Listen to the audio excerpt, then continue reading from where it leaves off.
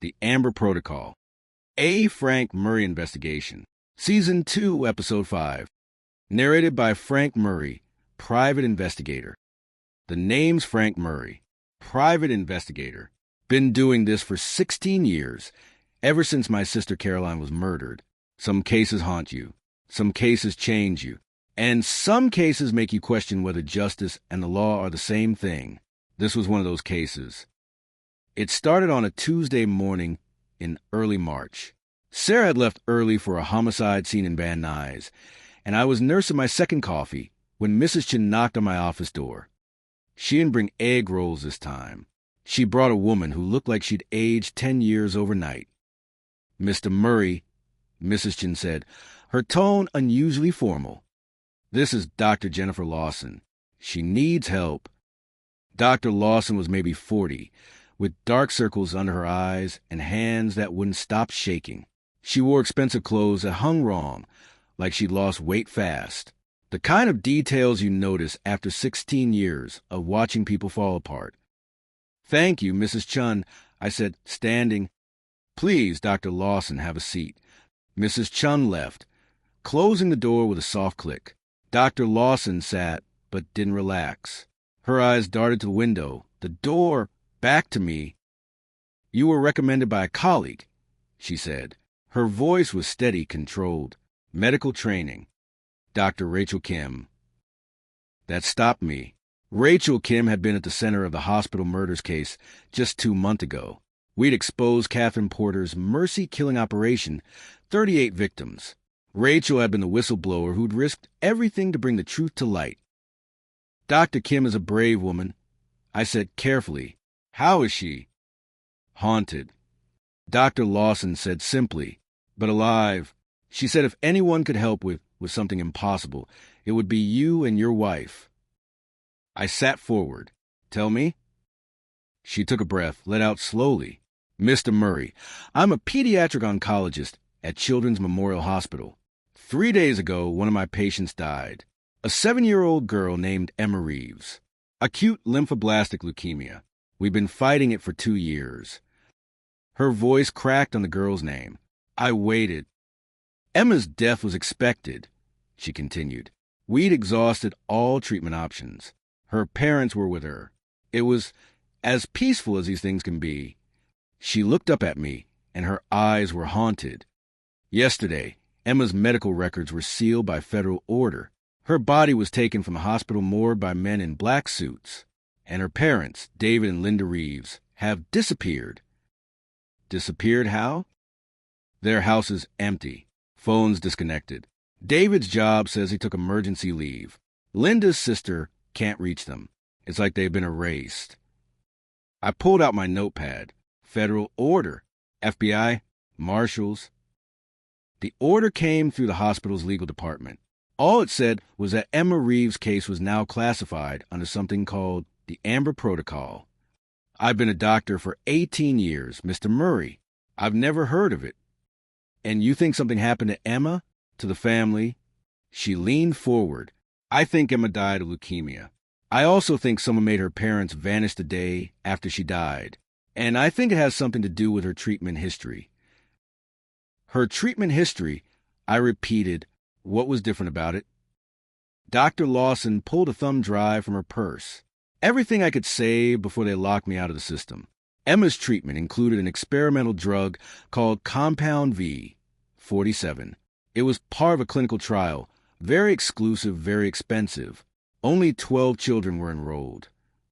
Who ran the trial? A company called Helix Biogenetics. They're doing cutting-edge work in genetic modification therapy.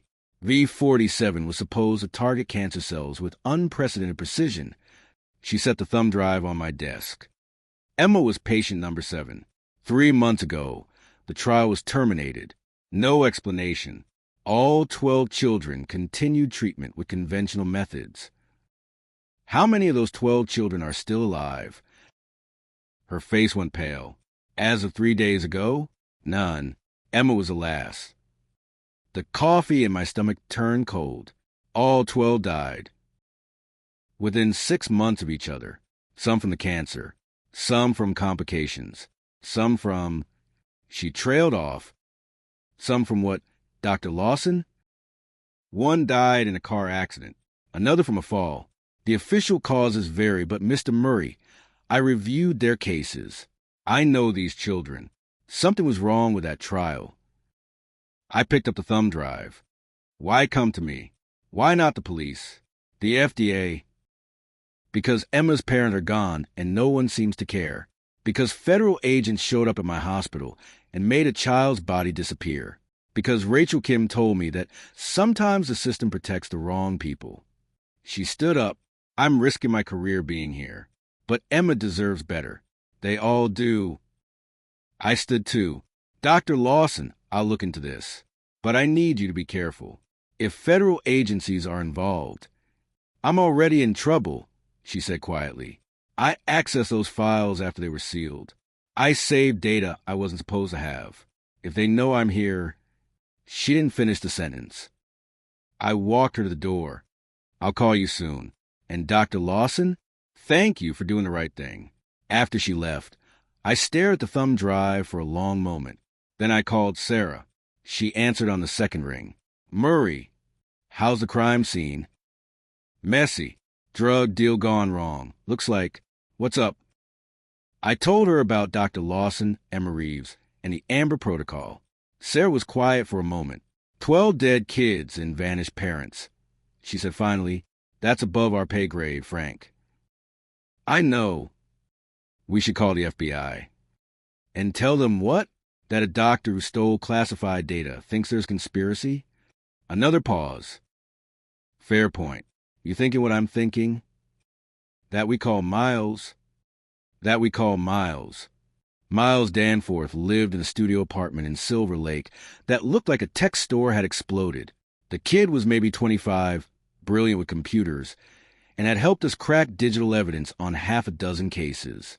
He was also technically a hacker, which meant we never asked too many questions about his methods. He opened the door wearing a Captain America t-shirt and eating cereal directly from a box. Frank, Sarah, please tell me you brought Chinese food. We brought a mystery, Sarah said, holding up the thumb drive. Miles' eyes lit up. Even better. Come in. 20 minutes later, we were looking at Emma Reeves' medical history on Miles' bank of monitors. The kid worked fast, pulling up everything Dr. Lawson had saved plus a few things she probably hadn't.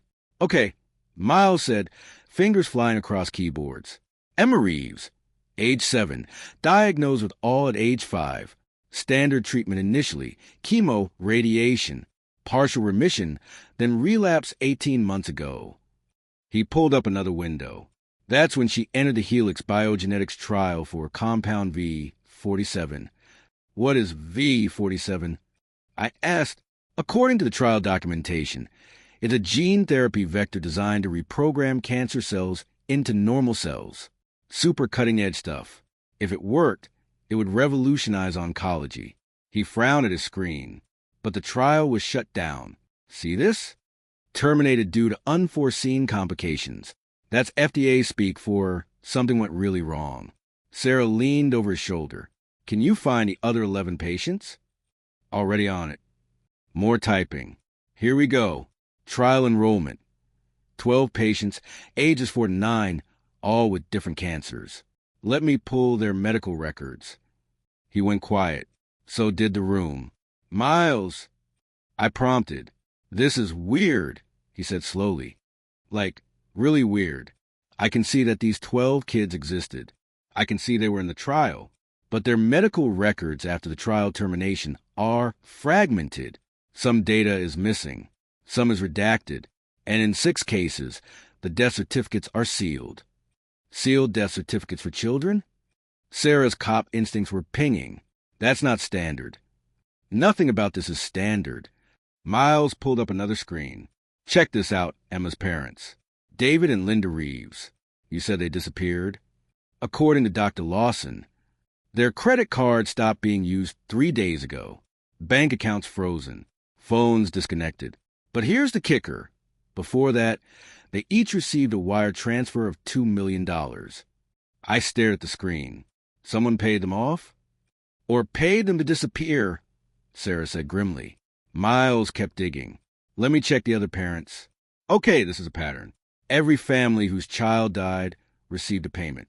Amounts vary between 1 and 5 million, all from something called the Amber Foundation. What's the Amber Foundation? More typing. Charitable organization. Supposedly helps families dealing with pediatric illness. But look at the corporate structure. It's a shell.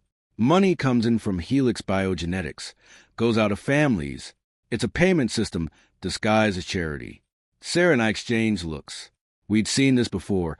The counterfeit conspiracy back in Season 1 had involved similar shell companies. So, Helix pays off the families of dead trial patients. I said. Why?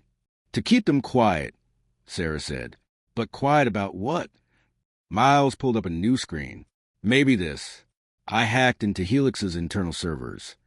I'm not hearing this, Sarah said automatically, and found something called Project Chrysalis. It's heavily encrypted, but I can see fragments. It's connected to V47, but the trial was I think it was a cover.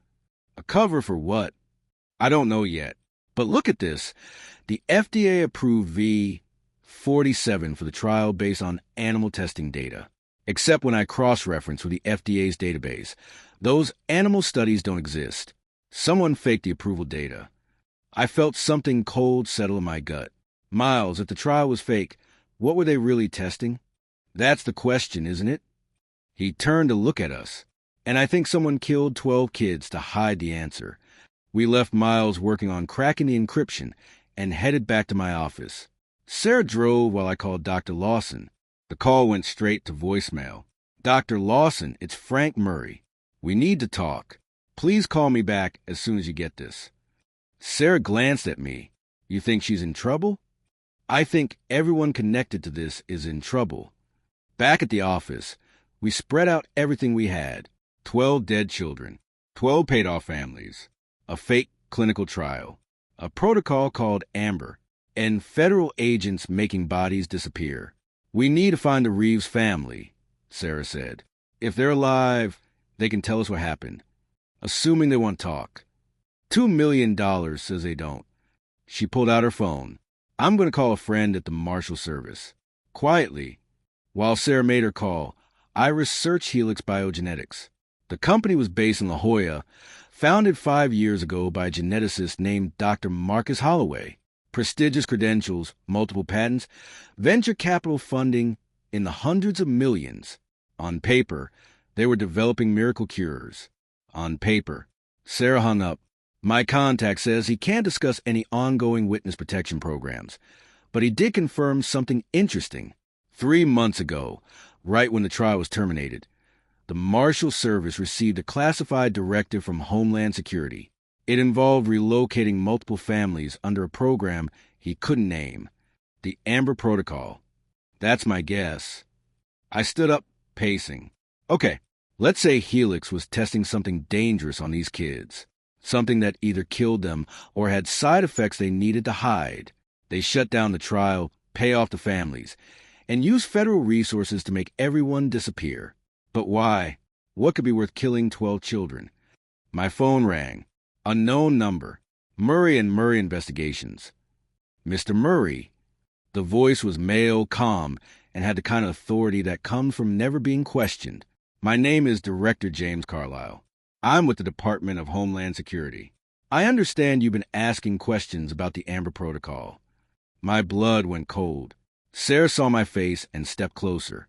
I'm a private investigator. I said carefully, I ask questions for a living. Then let me save you some time. The Amber Protocol is classified. The information you're pursuing is a matter of national security. If you continue this investigation, you will be subject to federal prosecution. Are you threatening me, Director? I'm advising you. Emma Reeves died of cancer. Her family is safe and has chosen privacy. There is nothing for you to investigate. Funny thing, I said, I've heard that line before, usually right before I find out someone's lying. A pause. When Carlisle spoke again, his voice was colder. Mr. Murray, you have a wife. Detective Sarah Murray. She has a promising career with the LAPD. It would be unfortunate if your curiosity created problems for her. Sarah's eyes flashed. She grabbed the phone from me. Director Carlisle, she said, her voice ice. Sarah Murray here. If you're threatening my career, I want it on record. Shall I conference in my union rep? Another pause. Detective Murray, I'm sure you understand the sensitivity of certain federal operations. I'm simply asking you and your husband to respect established boundaries. What I understand, Sarah said, is that 12 children are dead, their families have vanished, and you're calling to warn us off. That tells me you have something to hide. Be careful, detective. Not every door should be opened. The line went dead. Sarah lowered the phone. Well, that was ominous. He knew about the investigation, which means someone's watching us. She looked at the thumb drive on my desk. Or watching Dr. Lawson. I tried calling the doctor again. Still voicemail.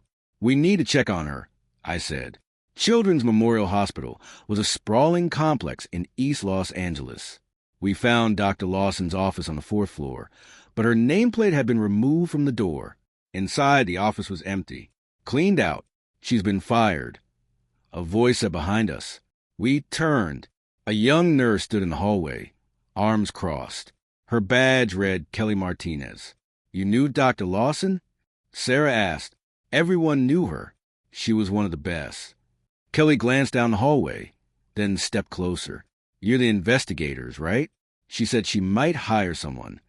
Did you see what happened to her? Security escorted her out this morning. Said she'd violated data protection protocols.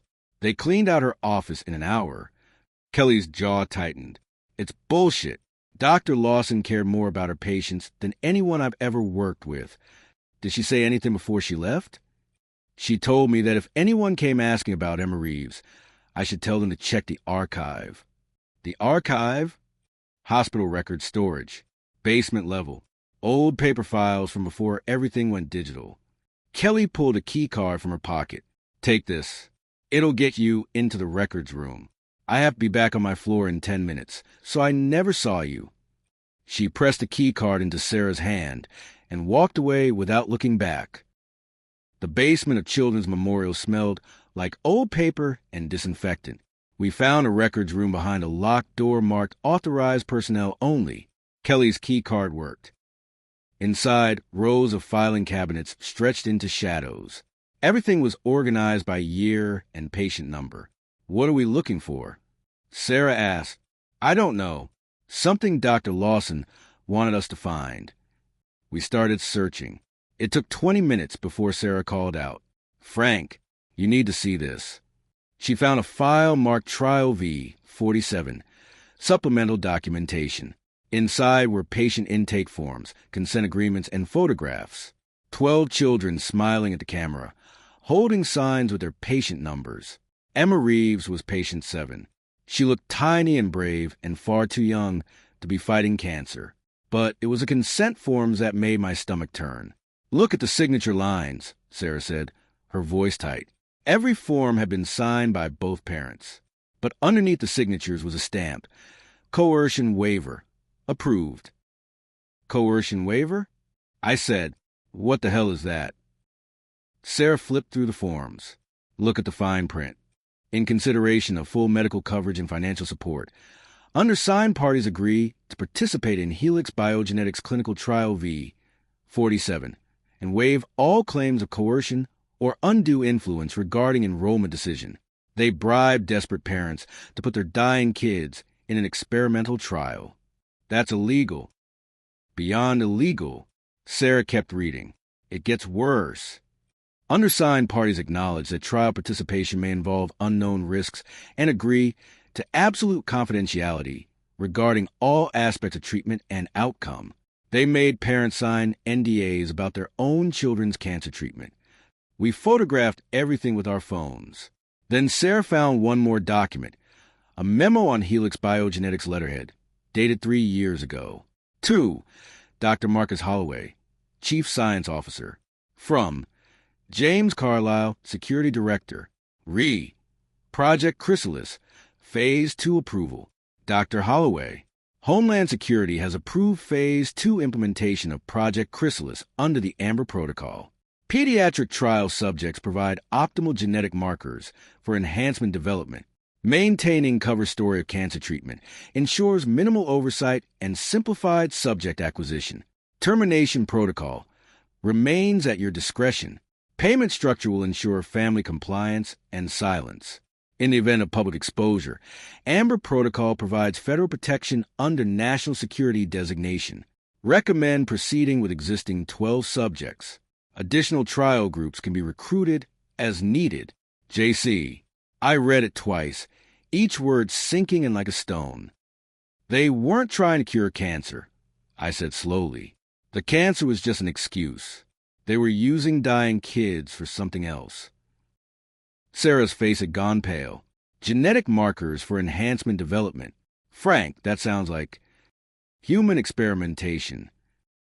We stared at each other in the dim light of the records room. This wasn't a pharmaceutical company cutting corners.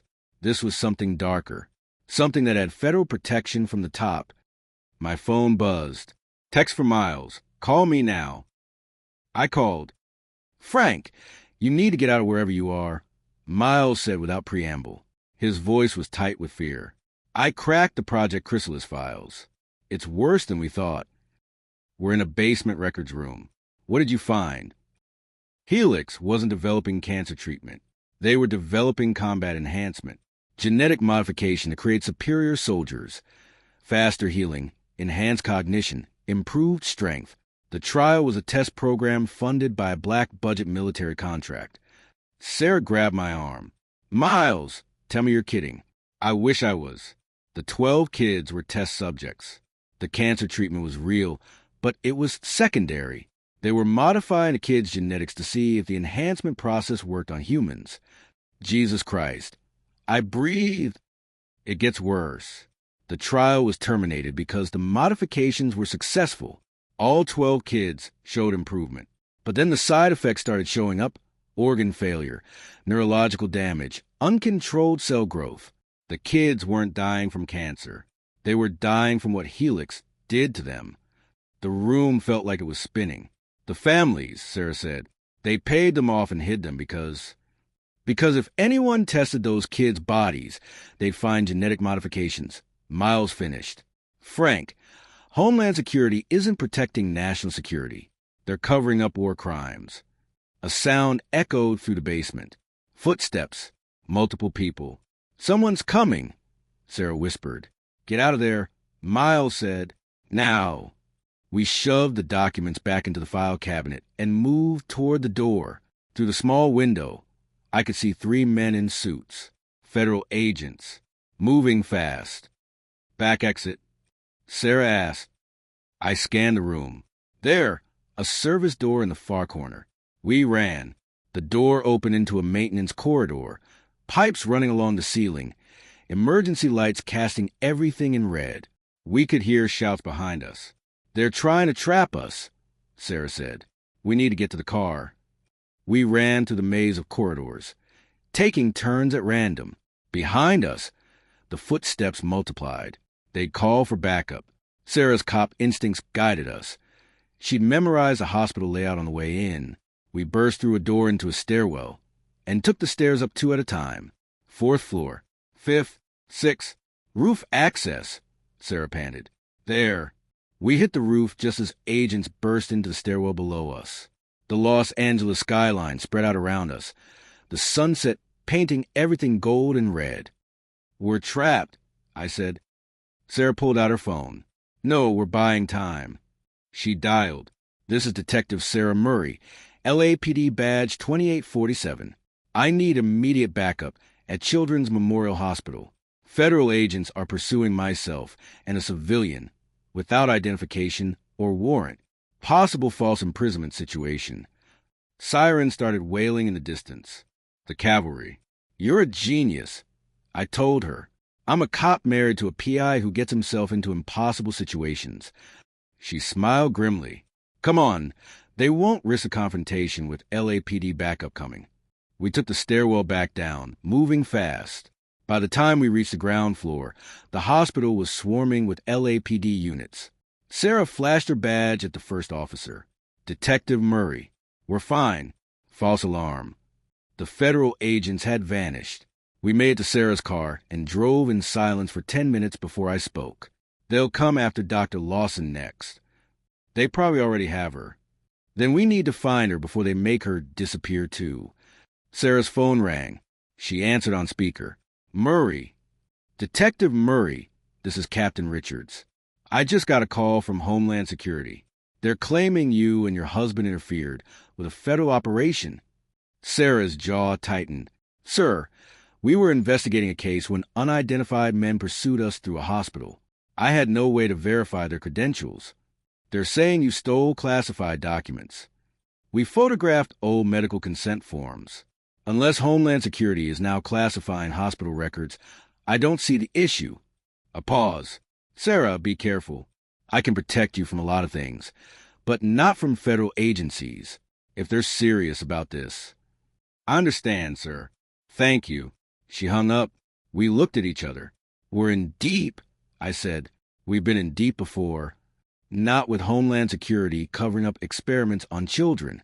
She pulled over in an empty parking lot and turned to face me. Frank, I need you to hear this. If we keep going, we could lose everything. Your license, my badge, maybe worse. I thought about Emma Reeves, 7 years old, smiling in that photograph. I know, I said, but we're not stopping. No. She reached over and squeezed my hand. Okay, then we better figure out how to take down a government conspiracy without getting killed.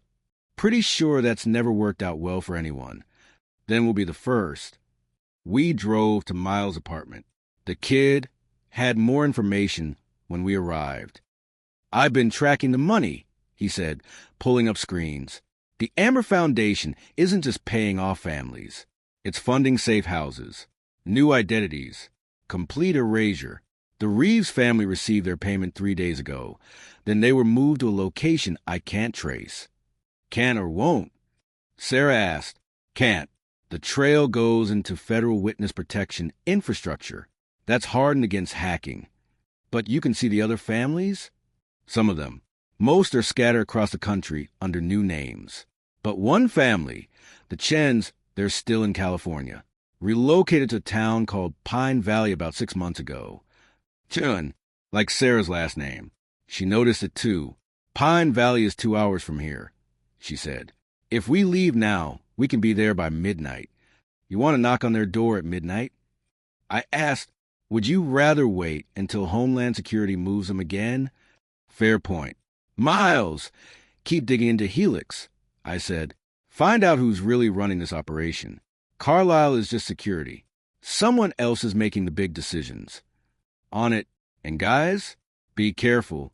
These people have already killed 12 kids. They won't hesitate to kill you. Pine Valley was a small mountain town an hour east of San Diego. The kind of place where everyone knows everyone and strangers stand out. We parked on a quiet street lined with modest houses and found the address Miles had given us. The Chun family lived in a blue ranch house with a well-maintained yard. Lights were on inside. You want to take the lead? I asked Sarah. You're the cop. Former name Solidarity. She agreed. We walked up to the door. Sarah knocked. Footsteps inside. A man's voice. Who is it? Mr. Chen? My name is Sarah Murray. I'm a detective with LAPD. I need to speak with you about your daughter. Silence. Then, we don't have a daughter. Sir, please. I know about Lily. I know about the trial. I know what Helix did. More silence. Then the door opened a crack. A Chinese man in his 50s peered out, eyes red from tears or lack of sleep or both. You shouldn't be here, he whispered. I know, but 12 children are dead, and no one's telling the truth about why. Your daughter deserves better than that. His face crumpled. Lily deserved to live. Mr. Chun. Robert. My name is Robert Chun. He glanced over his shoulder, then stepped outside, closing the door behind him. My wife can't know you're here. It's been hard. We moved to the edge of the yard, away from a house. What happened to Lily? I asked gently. Robertson looked at us with the eyes of a man who'd seen hell. She was 5, brain tumor, grade 4 glioblastoma. The doctors said she had maybe 3 months. Then Helix contacted us. They said they had a trial, a new treatment. It could save her life. Did they tell you what the treatment really was? They told us it was genetic therapy. Cutting edge. They said the cancer treatment was just the beginning. That Lily would be stronger, healthier. They made it sound like a miracle. And you believe them. Mr. Murray, when your child is dying, you'll believe anything. His voice broke. They paid for everything. The treatment, the hospital stays, all of it. And Lily got better. The tumor shrank. She was laughing again, playing. For 3 months, we had our daughter back. What happened after 3 months? She started having seizures, violent ones. The doctors at Helix said it was a side effect, that they could manage it, but it got worse. She stopped recognizing us, started speaking in fragments, like her mind was breaking apart. He wiped his eyes. She died in my arms, crying for a mommy she couldn't remember. Sarah's hand found mine. The death certificate said complications from brain tumor. Robert continued. But that's not what killed her. They did something to her brain. Changed something fundamental. My daughter died because we trusted them. Why didn't you go to the police? I asked. They gave us $2 million and a new life. They said if we talked, we'd lose everything. And they had men with guns, Mr. Murray, federal agents. They made it very clear what would happen if we didn't cooperate. So you took the money and stayed quiet. What else could we do? Lily was dead. Talking wouldn't bring her back. It would just destroy what was left of our family. He looked at me with hollow eyes. You think I don't hate myself? Every day I hate myself. But my wife is barely holding on. If this comes out, if she has to testify, relive everything. It'll kill her too. Mr. Chun, Sarah said softly, those 12 children were murdered. If we don't stop Helix, they'll do this again. More kids will die. Then stop them without me. I can't help you. I won't. He turned and walked back into his house. The door closed with a soft click. We stood in the darkness for a long moment. He's right, I said finally. Talking would destroy him. And 12 dead kids is already a destroyed world, Sarah replied. We need evidence that doesn't depend on traumatized families. Which means we need to get inside Helix. She looked at me. That's breaking and entering. Federal property. I'm a cop, Frank. Then stay here. I'll go. Like hell you will. She started walking back to the car. Come on. If we're going to commit felonies, we should at least have a plan. We called Miles from the road. He pulled up schematics of the Helix facility in La Jolla, a modern research campus on the coast, all glass and steel and security systems. There's no way you're getting into the front. Miles said, but there's a weakness in their network security. If I can get physical access to their internal servers, I can pull everything. Project Chrysalis, the trial data, communications, all of it. Physical access means someone needs to be inside, Sarah said. Yeah, which is where you two come in. We're not professional thieves, Miles. No, but you're good at improvising, and I can guide you remotely. He pulled up more screens. There's a maintenance entrance on the north side. Guard makes rounds every 30 minutes. If you time it right, you can get in through there. And then what? I asked. Server room is on the 3rd floor. I'll need you to plug in a device I prepared. It'll take about 5 minutes to download everything. 5 minutes in a secure facility. Like I said, improvise. We arrived in La Jolla at 3 in the morning. The Helix campus was lit up like a fortress. Cameras everywhere. Security vehicles patrolling the grounds. This is insane, Sarah muttered. Yep. We're going to get arrested. Probably. Or shot. Maybe. She looked at me. Why do I let you talk me into these things? Because you love me and have terrible judgment. Despite everything, she smiled. Come on, let's go break some federal laws. We circled to the north side of the campus, staying in the shadows. The maintenance entrance was exactly where Miles said it would be, a steel door with a keycard reader. Security camera pointed right at it. Cameras on a loop? Miles said through my earpiece. You have a 30-second window. Go. Sarah pulled out the lockpick set. she kept in her car. Don't ask me why my wife carries lockpicks. The key card reader was harder than a normal lock, but she'd learned a few tricks in her years with LAPD. 15 seconds. 20. Got it, she whispered. The door clicked open. We slipped inside. The interior of Helix was all white corridors and harsh fluorescent lighting. Miles guided us through his hacked access to their security feeds. Left at the next corner. Then take the stairs up 2 floors. We moved fast and quiet. Every shadow looked like a guard. Every sound made my heart hammer. 2nd floor. 3rd floor. The server room was behind a door marked Authorized Personnel Only. Level 4 clearance. This door is on a biometric lock. Sarah said, "No picking that." "Miles," I said into my earpiece. "Working on it. Give me a second." We stood in the hallway, exposed, while Miles did whatever magic he did with computer systems. 30 seconds felt like 30 years. "Got it," Miles said. The door clicked. Inside, the server room was a cathedral of blinking lights and humming machines. Rows of servers stretching into shadows. Cool air pumping through vents. Center aisle. Miles directed. Server rack J7. You'll see a port on the right side. We found it. I pulled out the device Miles had given me, a black box about the size of a phone, and plugged it in. Connected. Miles said, "Downloading now." 5 minutes. 5 minutes in the server room, where we had no business being. Sarah kept watch at the door. I stood by the server, watching the device's progress bar crawl forward. 1%, 2%. "Frank," Sarah whispered. "Someone's coming." Footsteps in the hallway. Multiple people. "Hide," I whispered back. We ducked behind a server rack. As the door opened, 2 guards entered, flashlights sweeping the room. "Probably just a sensor glitch," one said. "Better check anyway." They moved methodically through the aisles. Sarah and I pressed against the servers, barely breathing. The device was at 40%. One of the guards walked right past our position, his flashlight beam passing inches from my face. He stopped, turned back. "Hey, what's this?" He'd seen the device. Sarah moved before I could stop her. She stepped out, flashing her badge. "LAPD, this area is part of an ongoing investigation." The guard's hand went to his weapon. "Ma'am, you need to leave immediately." "I have authorization." "You need to leave now." The second guard was calling it in on his radio. "Security breach in server room. Need backup." The device hit 60%. "Frank, grab it," Sarah said. "It's not done." "Grab it now." I yanked the device from the server as alarms started blaring.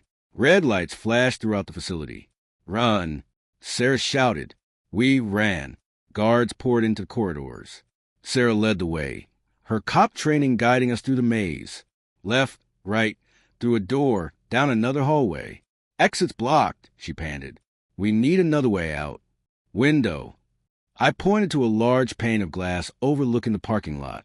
"That's 3 floors up. You got a better idea?"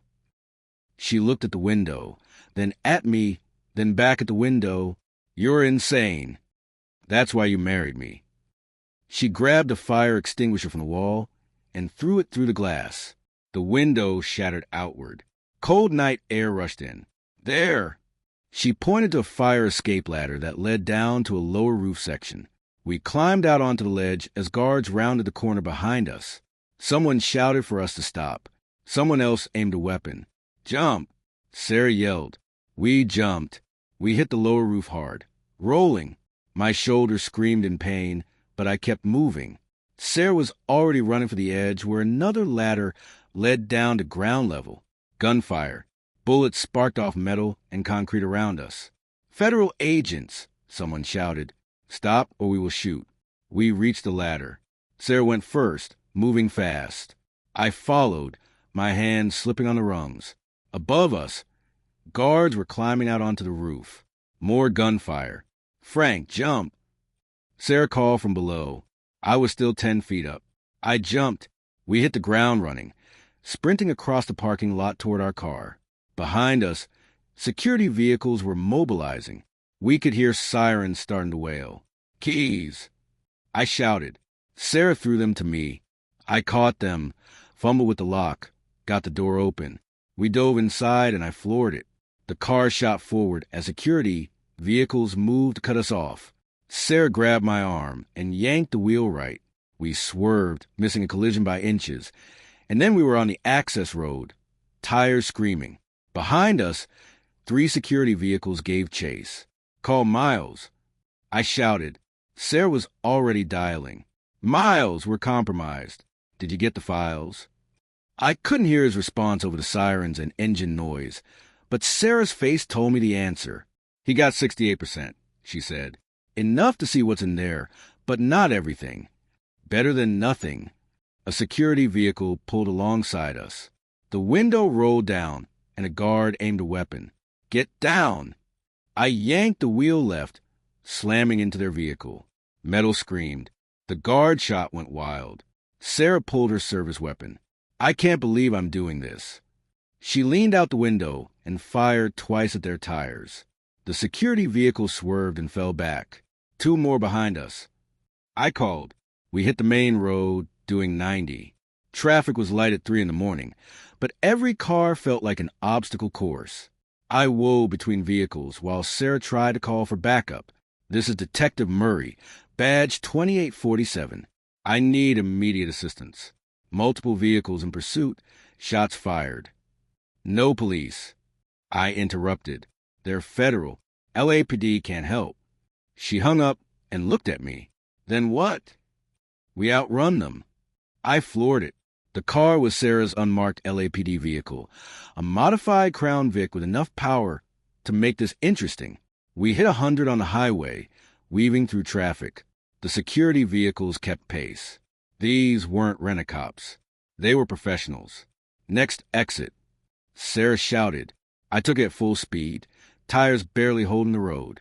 We shot down the off-ramp and into surface streets. La Jolla at night, empty storefronts, quiet intersections, nowhere to hide. Another shot. Our back window exploded. "They're really trying to kill us," Sarah said, as if she hadn't quite believed it until now. "Welcome to my world." I took a hard right into a residential area. The security vehicles followed. We were leading a high-speed chase through sleeping neighborhoods. This was going to be all over the news. "There!" Sarah pointed to a parking structure. "Go!" I yanked the wheel, and we shot into the structure, tires squealing up the levels. First floor, second, third. We reached the top level, and I killed the lights. Moments later, the security vehicles roared past on the street below. We sat in darkness, engines ticking, both of us breathing hard. Did we lose them? I asked. For now. We waited 5 minutes. 10. No signs of pursuit. "We should move," Sarah said. "They'll be searching everywhere." I started the car, and we took a different exit from the parking structure, moving slowly, lights off until we were several blocks away. By the time we hit the highway back to Los Angeles, dawn was breaking over the ocean.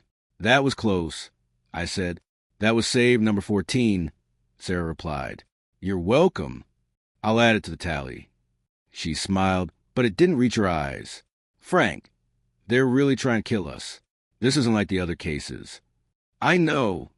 We need the files Miles got. If there's proof of what Helix did, then we can go public, blow this whole thing open, and hope we don't get disappeared in the process."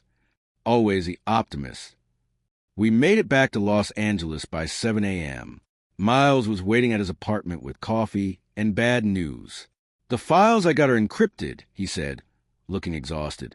"I can see fragments, but the full data is going to take time to crack." "How much time?" Sarah asked. "Days. Maybe weeks." "We don't have weeks," I said. "Homeland Security knows we were at Helix. They'll be coming for us." "Then we need leverage," Sarah said. "Something to keep them from just making us disappear." Miles pulled up a screen. I did find something interesting in the fragments I can read. Project Chrysalis wasn't just about creating enhanced soldiers. It was about creating soldiers who couldn't refuse orders. That stopped us cold. "What do you mean?" I asked. The genetic modifications included neural changes, making subjects more compliant, more aggressive on command, less resistant to authority. Miles looked sick. They were trying to create programmable humans. Sarah sat down heavily. They weren't just experimenting on sick kids. They were trying to create child soldiers. That's why it's classified, I said slowly. That's why Homeland Security is covering it up. If this got out, it would destroy the agencies involved. Miles finished. This goes beyond illegal. This is crimes against humanity. We sat in silence for a moment, processing the horror of it. We need to find Dr. Lawson, Sarah said finally. If she's still alive, she might have more evidence. Assuming they didn't kill her, I said. They paid off families. They relocated witnesses. They're not just killing everyone who knows. Sarah stood up, which means Lawson is either in custody or in hiding. How do we find her? Sarah pulled out her phone. I have an idea, but you're not going to like it. I never do. She dialed. Captain Richards? It's Sarah. I need a favor. A big one. 20 minutes later, we had an address. Dr. Lawson had been taken into federal custody yesterday, but released hours later. She'd used her credit card once, at a hotel near LAX. She's running, I said, or waiting for someone. Sarah replied, come on. The hotel was a chain place near the airport, the kind where you pay cash and don't ask questions. We found Dr. Lawson's room on the 3rd floor. She opened the door on the second knock. Looking worse than when I'd first met her. Her eyes were haunted, her hands shaking. Mr. Murray, Detective Murray. She let us in quickly, checking the hallway before closing the door. You shouldn't be here. Neither should you, I said. You should be on a plane. They took my passport. My bank accounts are frozen. I can't leave. She sat on the bed, looking defeated. They questioned me for 6 hours yesterday. Wanted to know who I'd talked to, what files I'd copied. I told them nothing. Did they charge you? No. They said I cooperated and could go home. But my home isn't safe. My office is gone. My life is over. She looked up at us. Did you find anything? Was it worth it? Sarah sat beside her. Dr. Lawson, we have evidence that Helix was conducting illegal experiments on those children. We have proof that Project Chrysalis was a military program to create genetically modified child soldiers. We have fragments of the trial data showing neuromodification and compliance programming. Lawson's face crumpled. Oh, God, I knew it was bad, but we need your help, I said. You're a medical expert. If we can decrypt the full files, we'll need you to interpret the data, to testify to what they did. Testify? Mr. Murray, they'll kill me before they let me testify. Which is why we need to go public first, Sarah said. Put the evidence out where they can't hide it. Force them into the light. And then what? Even if the story breaks, even if people care, these are federal agencies. They have unlimited resources. We're just 3 people. 3 people who know the truth. I said, that's more than anyone else has. Dr. Lawson looked between us, scared but considering it. What do you need from me? Stay alive, Sarah said. Stay hidden. When we have the full files decrypted, we'll need you to verify what they mean. Can you do that? She nodded slowly. I can try. We left her at the hotel with cash and a burner phone. On the way back to the office, my phone rang. Unknown number again. I answered. Murray. Mr. Murray. Director Carlisle. We need to talk. I don't think we have anything to talk about. You broke into a federal research facility last night. You stole classified data. You endangered federal officers. Those are serious charges. So arrest me. I don't want to arrest you. I want to make a deal. That was unexpected. What kind of deal? Return the data you stole. Cease your investigation. In exchange, you and your wife walk away clean. No charges. No consequences. And Dr. Lawson? She's already agreed to cooperate. Her testimony will be sealed under national security protocols. You mean you'll bury it? I mean we'll handle it appropriately. Carlisle's voice hardened. Mr. Murray, you have 24 hours to accept this deal. After that, federal marshals will arrest you and your wife. Your licenses will be revoked. Your lives will be destroyed. Think carefully about what you're willing to sacrifice for a case you can't win. He hung up. Sarah had heard enough through the speaker. He's bluffing. Maybe, but maybe not. If we give up now, those kids died for nothing. And if we keep going, we might end up dead too. She looked at me. Your call, Frank. You're the one who started this agency because your sister was murdered and no one fought for her. What would Caroline want you to do? That was a low blow, but it was also the truth. Caroline would want me to fight, I said. Then we fight. We went back to Miles' apartment and spent the next 12 hours working. Miles hammered away at the encryption while Sarah and I pieced together everything we knew: the trial data, the payments, the neural modifications, Project Chrysalis, the Amber Protocol. By midnight, we had a story. We just needed proof. Got it! Miles shouted suddenly. The encryption's breaking. Give me another hour and I'll have the full files. That hour felt like forever. We drank coffee and waited while lines of code scrolled across Miles' screens. Finally, at 1 a.m, the files opened. What we saw made us all go quiet. Project Chrysalis wasn't just about 12 children. It was a multi-phase program spanning 5 years. The pediatric trial was Phase 2. Phase 1 had been conducted on adult volunteers, military contractors who'd signed waivers. Phase 3 was scheduled to begin in 6 months. Target subjects: foster children and wards of the state. Kids no one would miss. They're planning to do this again, Sarah whispered, on a larger scale. The files contained everything: medical data showing the neural modifications, communications between Helix and Homeland Security, payment records for all 12 families, a termination order for the trial that explicitly stated, dispose of all evidence, including biological samples. The children's bodies. They'd wanted to destroy the children's bodies. This is enough. Miles said, this is more than enough to blow the whole thing open. How do we release it? I asked. Send it to every major news outlet simultaneously. Make it impossible to suppress. Miles was already typing. I'll package everything with your analysis and Dr. Lawson's testimony. We hit send in 3, 2, 1. He pressed enter. Somewhere in cyberspace, the truth began spreading.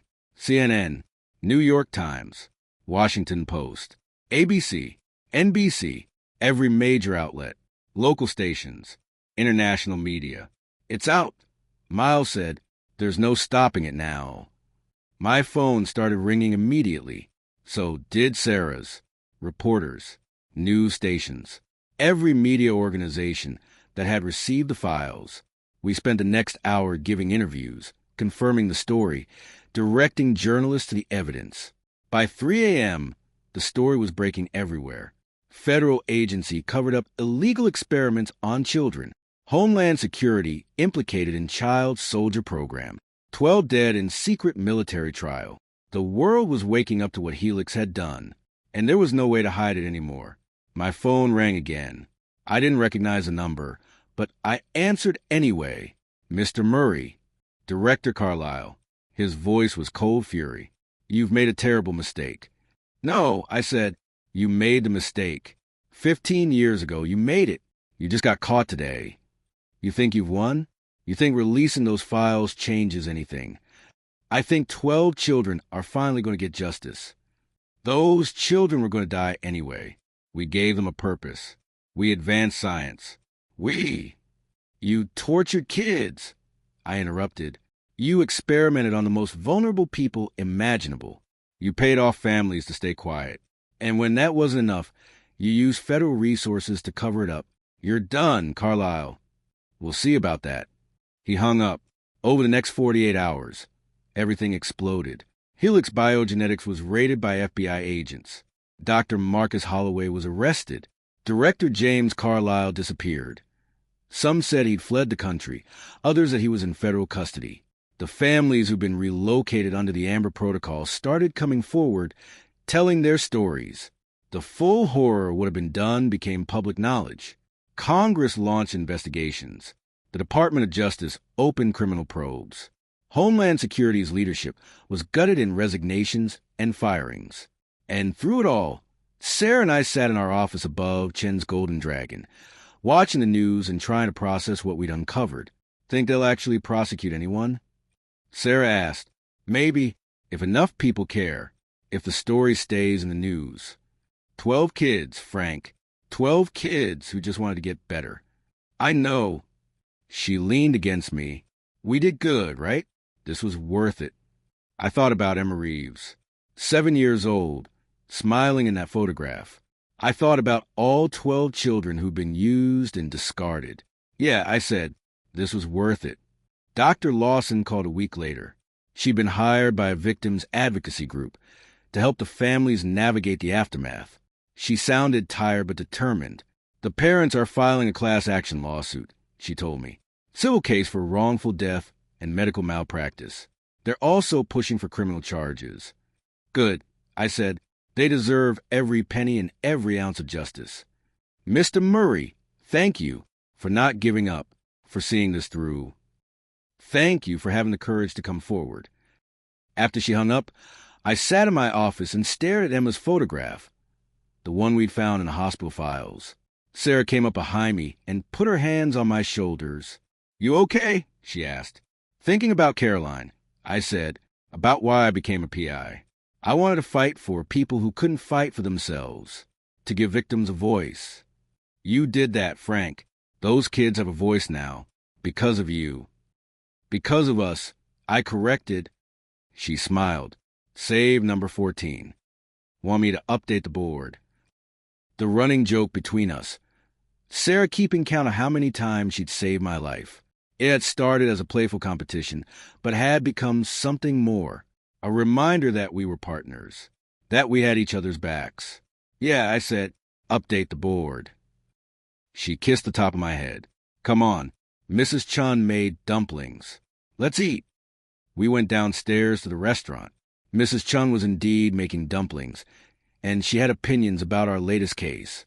Federal agents, she muttered, running around, causing trouble. You two need to be more careful.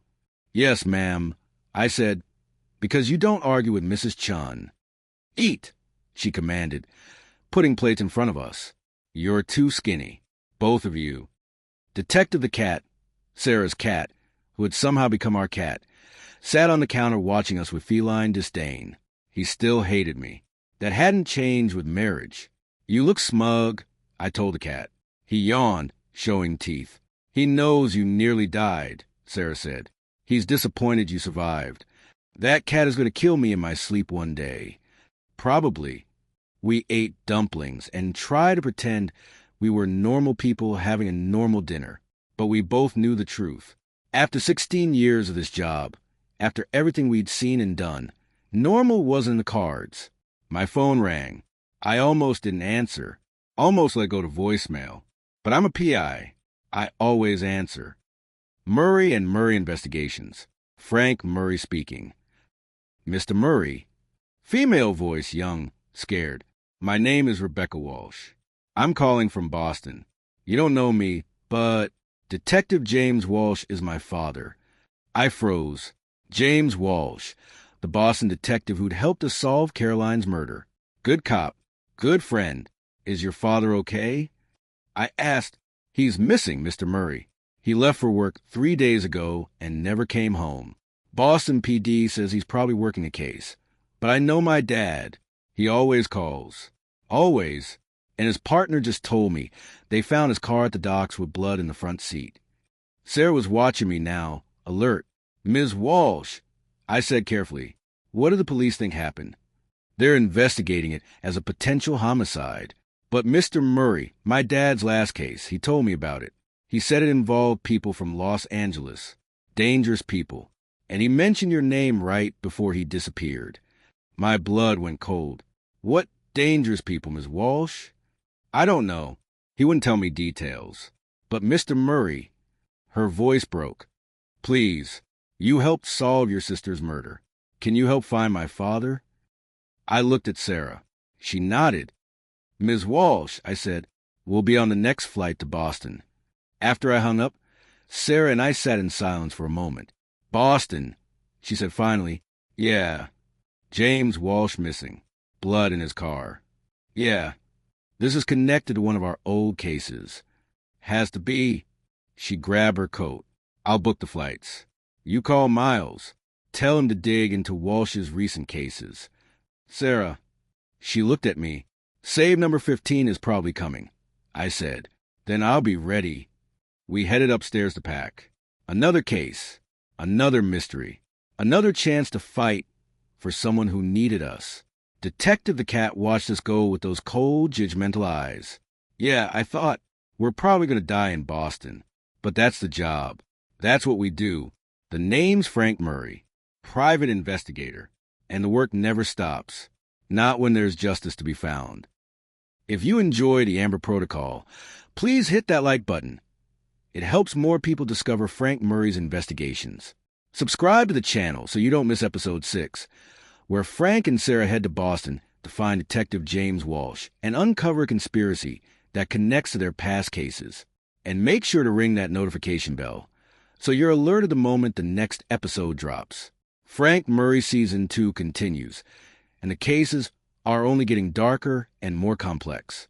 The mystery deepens, the stakes rise, and Sarah's save count keeps climbing. Thanks for watching, and I'll see you in the next investigation. Murray and Murray Investigations. Some cases haunt you, some cases change you, and some cases never really end.